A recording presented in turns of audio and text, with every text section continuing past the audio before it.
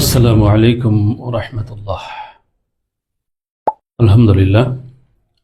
সুপ্রিয় নেত্রকোনাবাসী, আগামী ৮ ফেব্রুয়ারি ২০২৫ সকাল ৯:৩০ ঐতিহাসিক মুক্তারপাড়ার মাঠে বাংলাদেশ জামাত ইসলামী নেত্রকোনা জেলা শাখার উদ্যোগে এক কর্মী সম্মেলন অনুষ্ঠিত হতে যাচ্ছে। উক্ত কর্মী সম্মেলনে উপস্থিত থাকার সদয় সম্মতি জ্ঞাপন করেছেন বাংলাদেশ জামাত ইসলামী কেন্দ্রীয় সেক্রেটারি জেনারেল ও সাবেক এমপি অধ্যাপক মিয়া গোলাম পড়ুয়ার।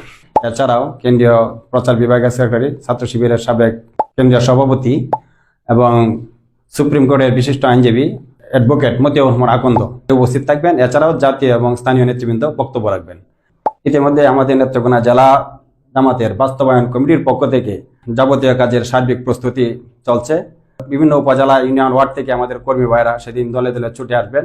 মাঠ পর্যায়ে থেকে আমাদের কর্মী ভাইয়েরা যেভাবে সাড়া দিচ্ছেন, আমরা আশা করছি যে সেদিন নেত্রকোনায় এক ঐতিহাসিক কর্মী সম্মেলন অনুষ্ঠিত হবে, যা আমাদের নেত্রকোনার জন্য এক ইতিহাস রচিত হবে ইনশাআল্লাহ। সম্মেলন শেষে সাইমুম শিল্পগোষ্ঠী এবং মহানগর শিল্পগোষ্ঠীর যৌথ পরিচালনায় মনোজ্ঞ সাংস্কৃতিক অনুষ্ঠান অনুষ্ঠিত হবে।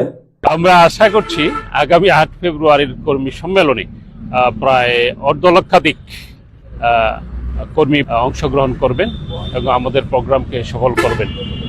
আমাদের কর্মী সম্মেলনে এবং বিকেলের মনোজ্ঞ সাংস্কৃতিক অনুষ্ঠানে পুরুষদের পাশাপাশি মহিলাদেরও বসার সুব্যবস্থা রয়েছে।